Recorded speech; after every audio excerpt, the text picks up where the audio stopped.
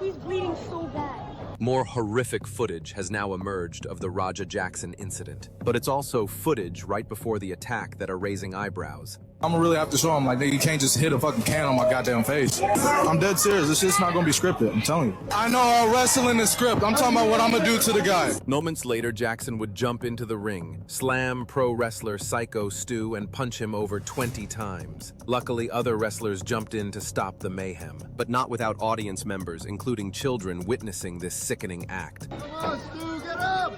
So what do you think of this? Oh my god. He's bleeding. Good morning, Owasso. This is Chad with Owasso Live, and this is the Morning Loop. Yeah, I didn't get to touch on it yesterday, but the whole Rampage Jackson's son, just going Raja Jackson, just going in and just destroying this poor guy that, just thought that they were just gonna do wrestling, which we all know that WWE type wrestling is fake. That doesn't mean that they don't get injuries, but again, it's like he went to town to purposely beat this guy, and we have the footage of what happened that led up to this, and it just doesn't make a lot of sense. But we'll start with the footage here of what led up to it, and this is the incident right here where he was fighting him, because he thought that he was a wrestler. This is a backstage of the wrestling pre-show. They're all hanging out and talking about probably what they're going to do and just, chilling before the show starts. And then he came in because I guess he was invited and was going to participate in this thing because he's just trying to find who he is right now. He's tried fighting. I think he lost his first professional fight. So he's just trying to figure out what he wants to do with his life. He's just walking around and trying to stream. He had a Kick account or whatever. I don't even know. I guess it's just another app, just another, streaming app that you can do, kind of like TikTok or anything else. But he's been banned from that. But let's just check out the video. This is what led up to him wanting to beat this guy, almost to death. What's that? This streamer got in trouble after a misunderstanding by this pro wrestler. He thought the streamer was also an athlete, but after he found out that he wasn't, he apologized. I get it. It seemed like everything was fine by now, but when his stream chat asked him what he was gonna do, he said, I'm beating this guy's ass, bro. I'm trying to see how long I get to stay in there for. and when he saw the opportunity, he just went inside the ring and gave this wrestler something that he will never forget. What is your opinion about this?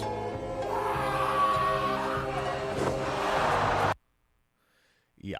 And then it gets bad right there. But we'll see it one more time since we didn't get to see it from the beginning, since I didn't hit transition on the screen. What's that? This streamer got in trouble after a misunderstanding by this pro wrestler. He thought the streamer was also an athlete, but after he found out that he wasn't, he apologized. I get it. It seemed like everything was fine by now, but when his stream chat asked him what he was gonna do, he said, I'm beating this guy. Which is kind of what we talk about within, this honor culture. This, you have to make sure nobody punks you or disrespects you within the black community. It's if somebody disrespects you, you have to do something about it. You have to, even though the guy apologized. Oh, I thought you were a wrestler. I didn't realize that you were just here as a guest or whatever. And he's just he saw the cameras. He thought that it was going to be some type of wrestling, event thing or whatever. The guy apologized, and in his chat's you got to do something about this. You can't let that guy just disrespect you like that. And he let the peer pressure get to him. He's yeah, I'll do something about it. I don't understand why he felt the need to do that. I mean, if the apologize wasn't enough, just say no. That apology was not good enough, man. You think that apology is going to be good enough? No. I don't know, but we've got articles for this right now. We'll talk about that real quick. So we'll start here. And this is from the Dallas Express.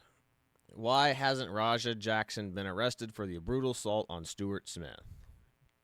Pro wrestler Stuart Smith, known to fans on the indie circuit as Psycho Stu, is finally awake and communicating after a brutal attack by the former UFC champ son, Raja Jackson, during the event at Los Angeles last week. Smith's brother, Andrew, confirmed on social media posts that the wrestler and former Army veteran has regained consciousness and some recollection of the incident and is capable of communication with the family members.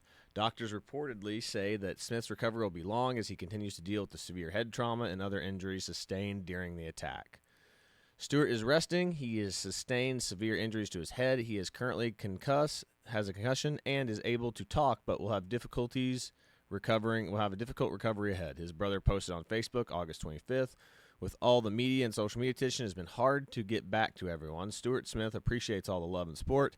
He loves wrestling, his wrestling family, and his fans and all his supporters. Wrestling has been a huge part of his life, and he lives to put on a performance. He also is just a regular guy with a life, family outside the ring. His wife, Contessa, has currently set up a GoFundMe for those wishing to donate. The health update comes from Smith as he left the hospital unresponsive following the assault, which was live streamed by Raja Jackson's son, former UFC fighter Quentin Rampage Jackson. Video shows Raja entering the ring, slamming Smith onto the back of his head, and then repeatedly punching Smith while he lay unconscious. Other wrestlers intervened and removed Raja from Smith, and previously reported by the Dallas Tribune. While Smith's condition has been stable, the lack of legal consequences for Raja Jackson has sparked outrage. Fans and fellow wrestlers have flooded social media with demands for his arrest, questioning why Los Angeles Police Department has yet to file charges, even though the department claimed to be investigating the attack as a felony battery. Some online commentators have accused the LAPD of dragging its feet despite the blatant and graphic video of the attack. Smith's wife, Contessa, has launched a GoFundMe campaign to help the recovery of medical bills and the lost income during his recovery.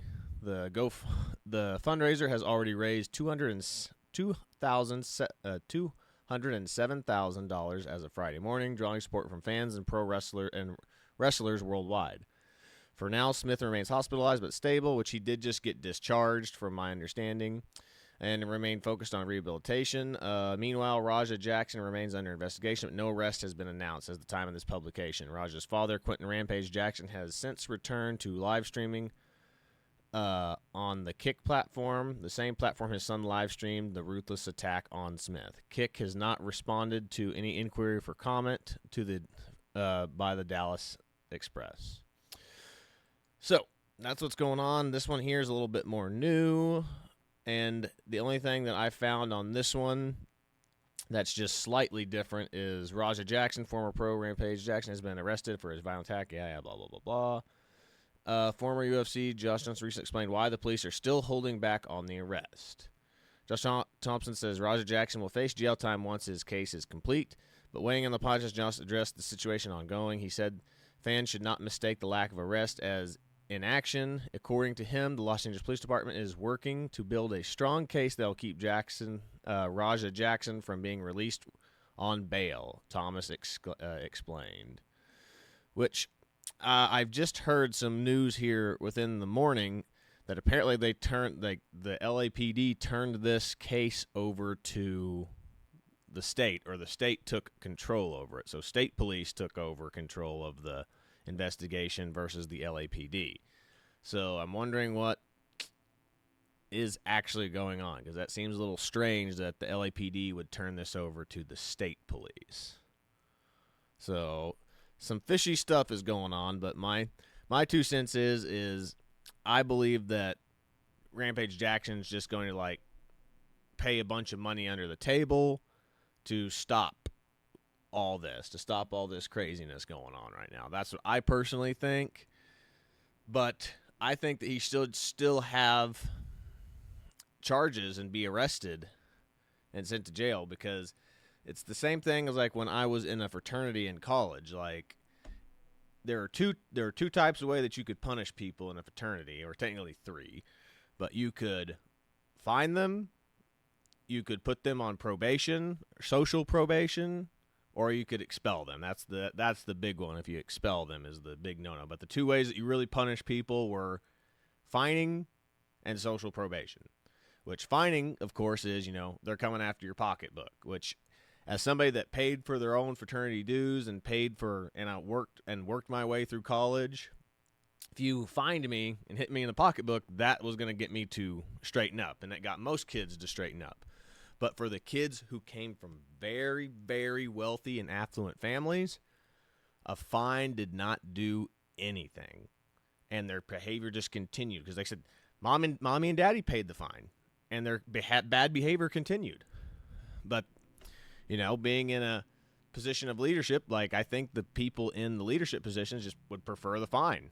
And two, they didn't want to social probation, because that basically just meant that you couldn't do any of our social functions, like parties, date nights with sororities or whatever. It was just a 2-class tier system, because if they were somebody who was popular that could bring a bunch of like girls or other people, just to get a bunch of people to come to parties, they didn't want to social pro them because, then we lose all the people who bring people over to the house. So they said, well, they're never going to learn from their mistakes if you just let them get away with something like this. Again, that's why you have to know how to hurt somebody, like, to punish them. Because if you're just going to find somebody who's not worried with money, they're just going to keep being a worthless piece of crap. This is what happens. Like, if you just let people continue to get away with stuff, they're going to continue to be bad people. There has to be some sort of, negative repercussions for doing something wrong. And again, if mommy and daddy are paying all your bills, that's not really a punishment for you or for the person who did something wrong. That's a punishment for the parents. Like, hey, you better straighten up. You better straighten up. Well, what incentive does he have? He didn't get punished. Other than, like I said, my reputation is slightly hurt from this now. Well, people have very short-term memories. Are going to forget that this ever happened. But, it's just different strokes for different folks. And like I said, it's not really like a race issue, because like anybody who's coming from a rich or affluent family will pay lots of money to, have big issues like this, like, covered up or thrown under the table. Just how much money do I have to pay, judge, to make this go away? This is pretty regular occurring thing, but there is like a racial element to this, because if these situations were reversed, do you think that would have been a hate crime? If Raja Jackson was white and then did that to a black wrestler, what do you think would have happened? I believe that if the races were reversed in this and Raja Jackson was white, he would have been charged with a hate crime. And how do we know this? And that's kind of like what the issue is with this, with race Rampage here, was another big story that just came up last week that I didn't get to really touch on, was this one right here. It was the Raja Jackson, attack on this, Psycho Stu wrestler, which, WWE style wrestler, even though they're not WWE, but, fake wrestling, whatever you want to call it. And then the other one, which is the lady that everyone talks about right now. I forget her name. What is her name? I'm blanking on her name right now, but everyone calls her the Minnesota woman, which I believe it's something Hendrix. Shiloh Hendrix, that's it. Shiloh Hendrix. Everyone remembers this lady that called a boy, which, we don't know exactly how old. People say 5. Some people are saying that he was like 8 to 10, but the big thing that got put out is that it was a 5-year-old boy that she caught going through her purse, and she called him the N-word. Now, it's probably the question that we have now is this a race thing? Did she just say that just spur of the moment thing, kind of like I call the PewDiePie incident, where like PewDiePie was streaming and he just said the N-word just out of pure, accidental rage. Didn't mean anything by it, wasn't calling any particular person that, but this lady did call this kid supposedly the N-word, and this guy just started filming her and made it a huge deal that blew up. And now she's having charges brought against her. But first, we'll just play the video of the incident first so we can kind of get a recap of what happened here. Did you call him a child? Did you call the child the word? It is my own business. You call him a... Okay, why don't you have the boss to say it right now again? Okay. All right, that's what you say.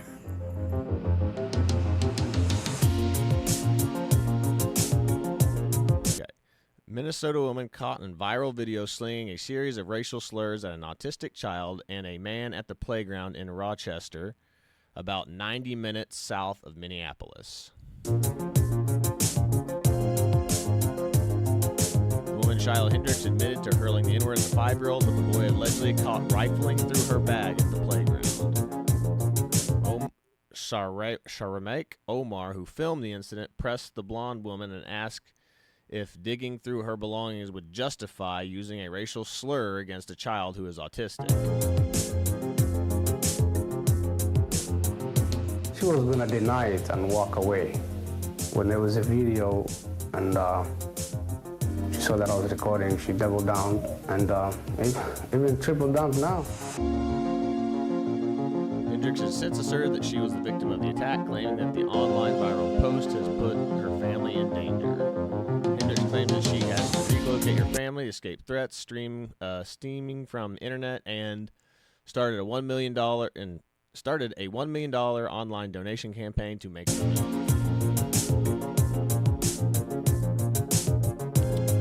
As of May 3rd, Hendrix's campaign has raised more than $500,000. So, that is what happened in regards to the incident that occurred. And now, it's not a good thing that happened. Not at all. It's stupid. Both parties are in the wrong here. Should she have used the N-word at a child? Absolutely not. But also, the child should not have been going through the bag. Where was the parent in the situation to stop that from happening, like a child going through someone else's bag? So this is literally just a stain on this town, and everyone just wanted it to go away. I mean, it's just a stupid thing that happened, and it's getting blown out of proportion because of the internet now and of the social justice warrior types that have nothing better to do than to scan the internet for all the world's racist issues that happen. But the issue regarding this now is, if you thought that, attacking somebody was bad, here's what's going on now with this case. Rochester City Attorney has filed draft complaint against Shiloh Hendrix, who was caught on camera earlier this year calling a young black child a racial slur at a local playground. Hendrix faced 3 counts of disorderly conduct, a misdemeanor charge that carries a maximum of 90 days in jail or a $1,000 fine. This situation that has deeply affected many people, especially our communities of color, and real turmoil in our community, said Rochester Mayor Kim Norton. We acknowledge the lasting impact that has had on not only those who directly involved and across our community, but also in the broader conversation happening at the state and national level. A video of Hendrix hurling the N-word at a child quickly circulated, which there is no video evidence of her hurling a racial slur at the child. The video starts afterwards, as we've seen, where she says it to that guy when that guy is goading her to say it again. So there is no video evidence of her hurling at a child, but that video asserts that. Even this is asserting that, which doesn't make any sense. Okay. The child circulated on the inline last April. Hendrix said that she'd received threats, and she started an online fundraiser that raised hundreds of thousands of dollars to help her move to another place. The incident prompted widespread calls for legal action in Rochester, and local chapter of the NAACP and others launched an online campaign for the child targeted with racial slurs, but the investigation was muddled, with several different people coming forward to law enforcement claiming to be related to the child in question, apparently in attempts to claim money for themselves. Interesting. So people coming out of the woodworks to claim that they're related to the child and want to get some form of compensation because they felt like their life was in danger because this single mother called a child that was rummaging through her bag a racial slur. This has affected them so poorly that they all have to go and collect money from the police department or whatever. All right. This matter involved a large amount of evidence and required careful consideration for potential changing options across multiple offices. The city said in a statement, given the sensitive and complicated nature of this case, along with the high levels of public attention, completing the necessary reviews and conversations with the victim's family took longer than usual. The draft complaint is subject to review and approved by the district court judge. So, and now they're even talking about upgrading it to hate crime charges is the big issue on this, which I have videos of this pulled up, which we'll go ahead and work on those real quick. So here's the first one. Yeah, that's the NCAA. So we'll start with this one right here. Your city attorney has filed 3 disorderly conduct charges against a Rochester woman who allegedly called a 5-year-old the N-word at Roy Sutherland Playground. Those charges come almost 4 months after the incident. KIMT News 3's Evan Berg joins us live from Roy Sutherland Park, where it all started. And Evan, what kind of consequences could we see for Shiloh Hendrix? Sananda, if she's found guilty of the 3 charges of disorderly conduct she has been faced with, Hendrix could face 90 days in jail for each charge or a $1,000 fine for each charge. Did you call him the child? Did you call the child the word? It is my own business. You call him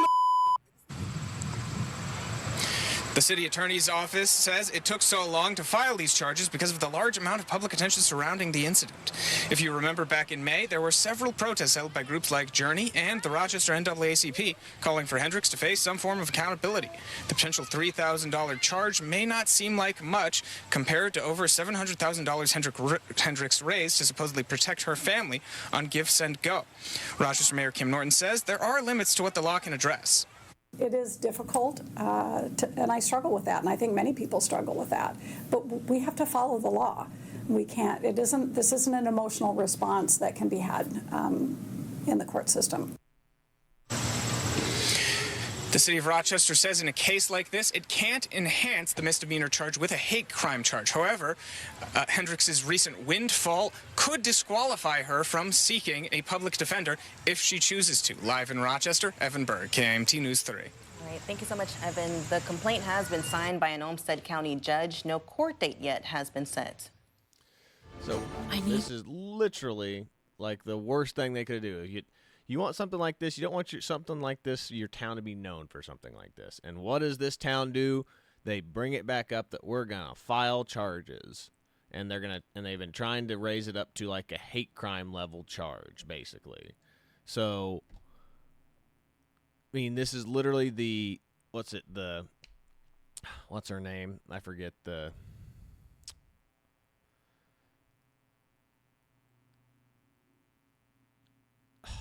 I didn't want to say Susan Sarandon. It's not Susan Sarandon. Whatever it is, the effect where, you don't want somebody, don't look at this, so it makes everybody want to look at it. It's like this is an embarrassment to both parties, and like they're trying to bring back national attention to this, like to file charges for, a woman saying bad words. So literally we have 2 situations here with Raja Jackson attacking somebody and brutalizing them to where they have to go to the hospital. And they said we got charges, but he hasn't been arrested. And then they're trying to bring this lady to court and have her locked either like the 2 fines, like I said, either arrested for like dang near like $3,000 for the 3 charges or in jail for up to 90 days per charge. So freaking like 180 days in prison if she gets convicted on all 3. And they're wanting to arrest her for saying a bad word. So there is a huge discrepancy here and disparity in justice that somebody can attack someone and not be arrested for it. It's been days, it's been weeks, it's been over a week now since this event happened with Raja Jackson. Hasn't even been arrested yet. Whereas now this event happened months ago and they're just now trying to bring charges up against this woman to either have her arrested or jailed. Jailed or fined.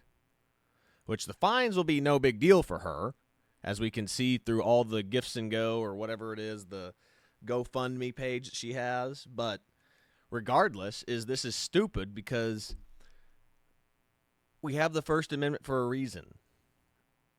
I mean, George Carlin had the frickin', 7 bad words or whatever, where he got arrested for saying like the 7 bad words, 7 words you can't say on TV or whatever it was. I forget the whole thing, but that's what's going on right now. This is the stupidest thing that you could possibly imagine. And here is what the NAACP has said about this right here. So let's see what they had to say.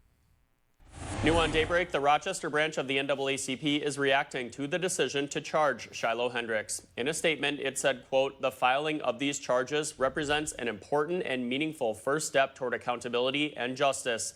The victimized child, family, and our community deserve full accountability and justice for the harm caused to a vulnerable black child with a severe disability by Shiloh Marie Hendrix, who has displayed no remorse," end quote.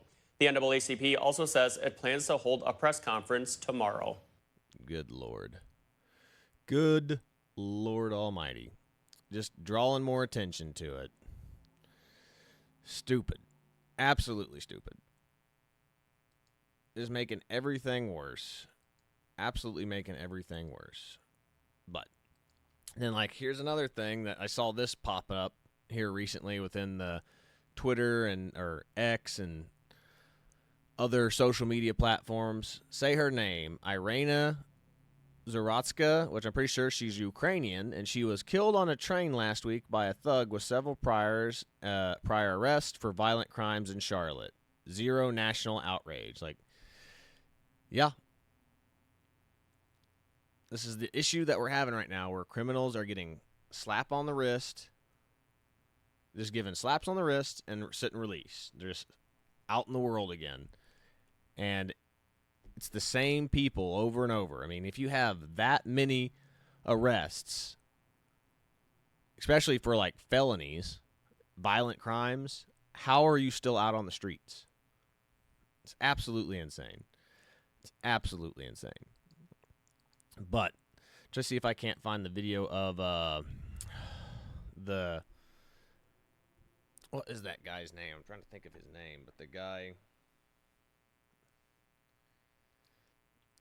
I wish I'd pulled it up earlier now, but the guy that made the Boondocks and him talking about how the black community is losing, they had a sense of, sense of moral rage or they had a sense of leniency from the white community, and it's just slowly starting to run out. That, as he said, they just don't care anymore, and that's extremely true. It's extremely true. Let me see if I can't find it.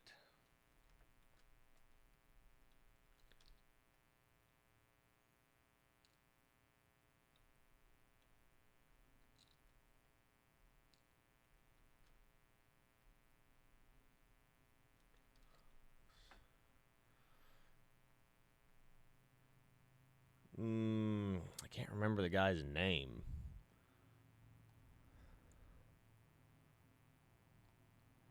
If only I could remember his name. See if I can't Google him real quick. Boo.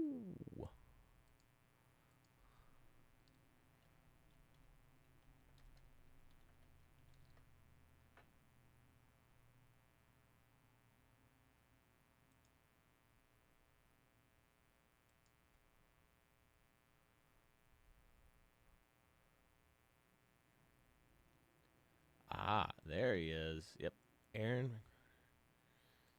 So we just type that in. No. There it is. This might be the right one. Part of why the civil rights movement has been so successful, and part of why those who have come after in terms of our leadership have been able to maintain a presence, is that black people have always had a certain amount of moral currency that we have been using. And let me be the first to tell you, that's used up.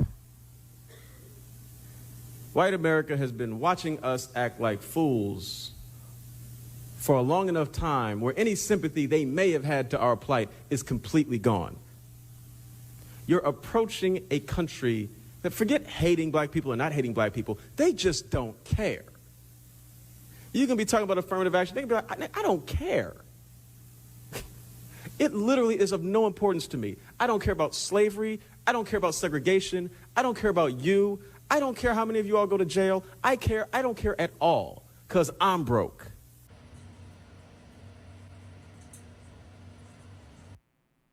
And I would say that that's where we're at. That's definitely where this woman is at right here.